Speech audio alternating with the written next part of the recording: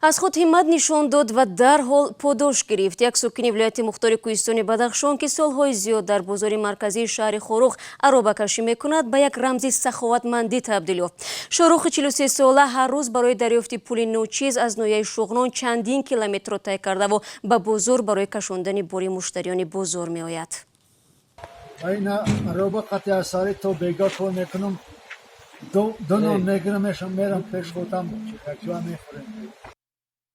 охири ҳафтаи гузашта дар 83-юмин зодрӯзи пешвои Исмоилёни ҷаҳон барои муштариён ройгон хизмат расонд. Ӯро бо аробааш ки тамғаи бепул часпонда шуда буд, шоҳидони бозор акс гирифта дар шабакаҳои иҷтимоӣ гузоштанд.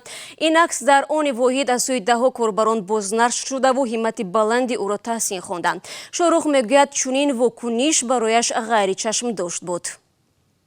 من انتظار نبودم لیکن از او رحمت و بچه‌ای که خیلی یارم کردند.